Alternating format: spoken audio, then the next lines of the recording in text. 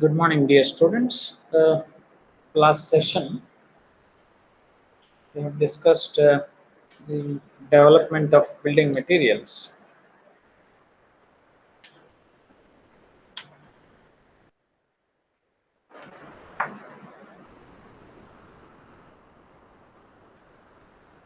And this was the development of building materials presented in the last session.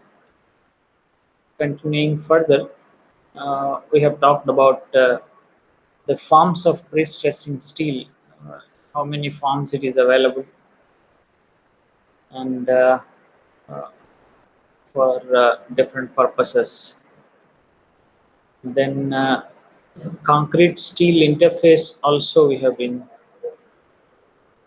to discussion, and stages of loading is also being done. This session we will talk about advantages of pre-stressed concrete. A fully pre-stressed concrete member is usually subjected to compression during its service life. So with this point, so you mean to understand full pre-stressed member or a partial pre-stressed member is possible.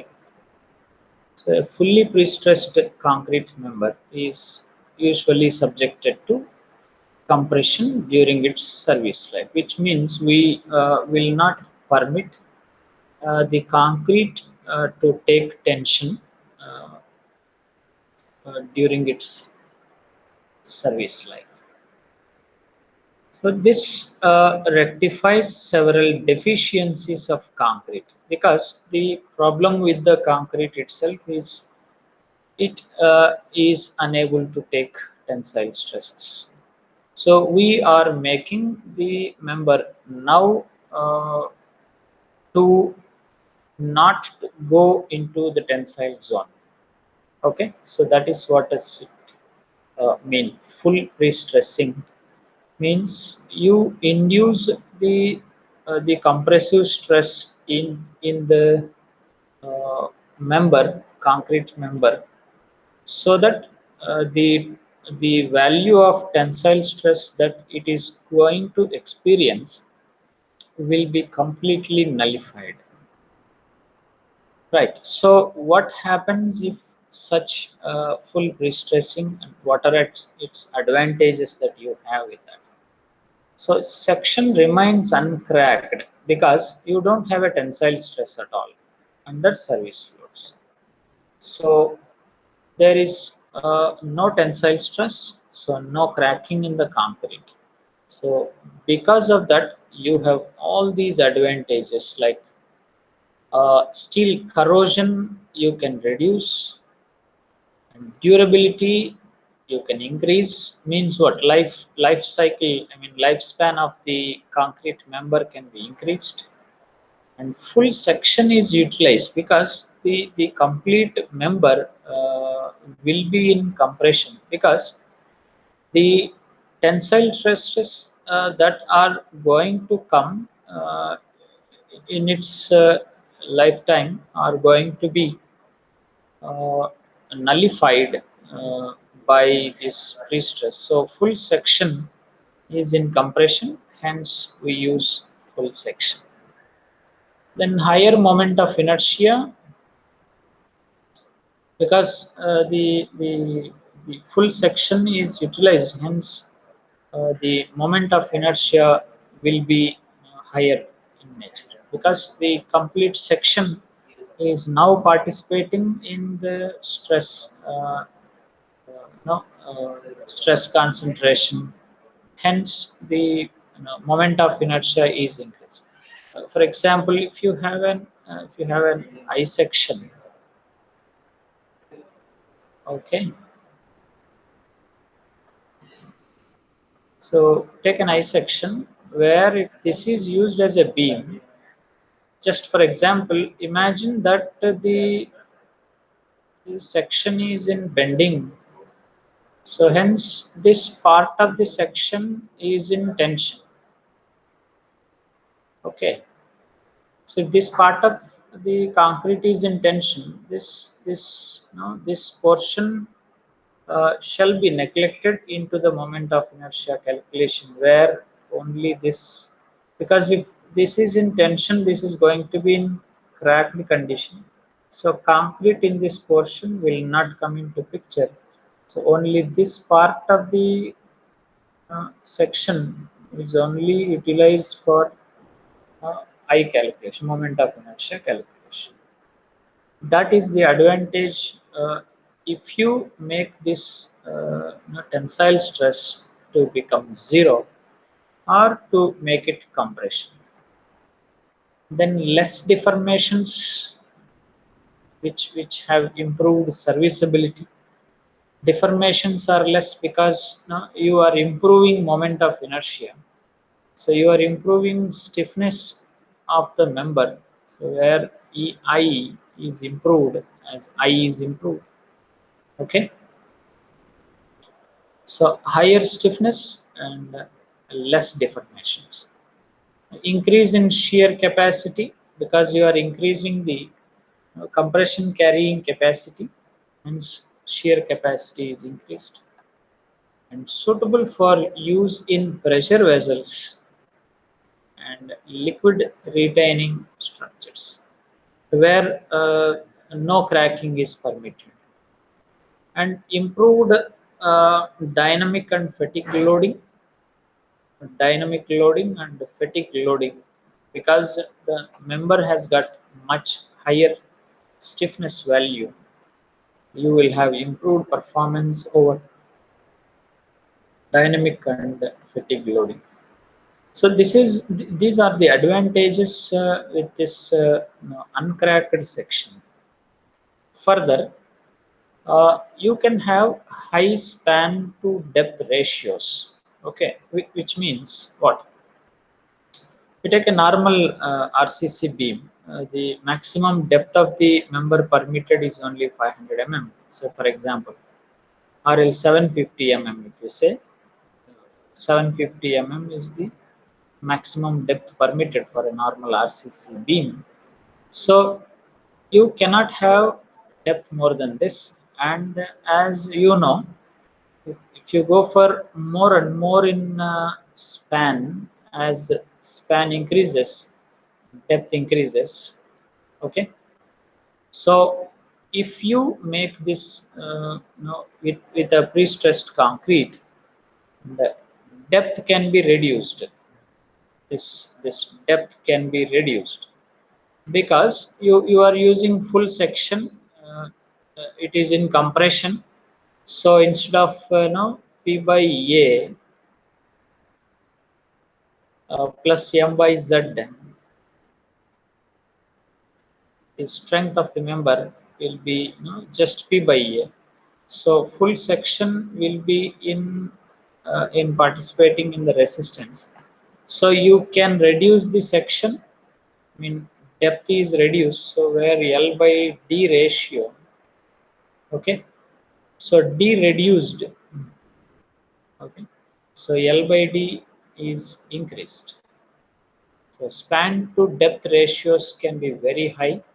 So with that, what for the same RCC case where you can increase L value, means span can be increased. So column free spaces, higher column free spaces are possible with this pre-stressed concrete. So for the same value, for example, if L by 750 is around 10, for example. So if you make this say around 500, okay, this is if you reduce to 500 because of pre-stressing, and to maintain this 10, you can increase L. So for the same L by D ratio, you can increase the span. Okay, so that is possible only because of this. And you have the table given here where you can clearly visualize a non-pre-stressed slab span to depth ratio is just 28:1, means so for 1 meter of, just to put it in numbers, so for 1 meter depth the slab span is 28 meters. Whereas if you pre-stress the slab for 1 meter depth of the slab provided, you can have 45 meters of span of this slab. Okay, so you can see increase in span of this slab, which means column free spaces can have more and more column free spaces with this high span to depth L by D. You can just put it in terms of no, notations. So L by D ratios. So more L by D ratio is possible, higher value. So hence larger spans are possible. So where bridges, buildings with large column free spaces are possible. If it is RCC, it is not possible. You need to have a column for a particular span. Okay. Right. So that is presented in this table, how the span is increasing when you pre-stress a member. So for the slab, it is presented just a typical value, just to make you to realize the advantage of pre-stress. Okay. So this is no, and for the same span, less depth compared to RCC member. This is also the other way of telling it. So for the same span, the reduced depth you can have. So you can reduce the depth D value. So what happens if D is reduced? The self weight of the member comes down, and you know the self weight, how much it is going to add to the bending moment, WL square by 8. Just for example, WL square by 8. Okay, so the load part where you are going to add a live load plus dead load. So dead load is always is a matter in case of design, where to reduce self weight we are using the reduced gravitational, I mean gravity materials, lesser gravity materials for reduction in self weight. So this is possible with the pre-stressed concrete, so that if D is reduced in a concrete member, if you can cut down the D of the member, so that the material, the overall material that is going to be used in the members will come down a lot. Okay, so this is how the reduction in depth will help to reduce self weight. And as you have thin sections, more aesthetic appeal is possible due to slender sections. And because of that, economy is more economy is possible with that slim sections. This is another advantage. And suitable for precast construction. Precast construction is one more type of construction where we in case of RCC, you have to put a farm work, then prepare the concrete at the site itself, and then pour it into the RCC farm work, what is made ready. Whereas this one, you can cast it somewhere else in the factory and bring in, just fit in to the structure, so that the construction will be very rapid, better quality control. As you are preparing it in the factory or in a controlled condition, The quality you can achieve much higher quality than in the field, where the quality is always a concern in the field. Okay, because there are more no, more of unskilled labor is involved in this construction activity.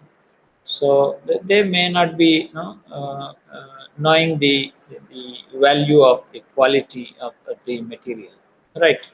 So in that sense, the factory made or the members made under the controlled conditions give better performance.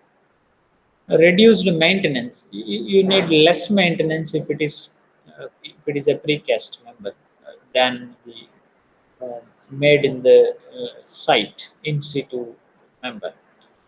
Suitable for repetitive construction. If you have any issue with any of the member, just replace it with another precast member. That is possible. Multiple use of formwork where reduction in formwork is possible, and availability of standard shapes is possible with this precast construction. Then we have talked about the advantages. Now we go for limitations of pre-stressed concrete. What limitations you have? Yes. Right. So pre-stressed needs skilled technology. It's new technology, hence it is not as common as reinforced concrete. As this is a new technology and a skilled one, a lot of technology into it. You just can't have a huge number of construction activity just like common RCC, where uh, the huge amount of uh, mass concrete work is possible, where in case of RCC, okay. Whereas use of high strength materials is costly. This is another disadvantage. So the technology, skilled technology is one disadvantage. It is not like a simple RCC where you mix the ingredients in prescribed quantity and just pour it. It's not like that. Okay, so it is like a lot of skill into it, skill technology, and use of high strength materials is costly. I mean, to prepare a high strength concrete is costly, and high strength steel is costly. And in addition, auxiliary equipments are required. Where in case of RCC, you don't need any special equipment. Uh, it's like regular farm work is always required for any of the concrete, maybe split stress or RCC. Other equipment like anchoring anchorages required. I mean, the tension equipments are required. Likewise, so these equipments are cost addition, making the additional cost. Okay, so auxiliary equipments that are required for pre-stressed concrete is another disadvantage. And there is a need for quality control and inspection, as this has got a variety of technology involved. You just can't take it granted. Whatever is prepared, you can use it, because a proper inspection and control over the quality is much required. This is just like in the other case of RCC. Even a layman, if he can prepare a concrete RCC member, it's not going to cause much of the damage. Whereas in case of pre-stressed concrete, it is going to cause much of a damage if he is not getting into it quality control or the inspection. right? Right. So this is about the advantages and disadvantages of pre-stressed concrete. We have talked about now. We'll come back to the other aspects of pre-stressed concrete in the next session. Thank you.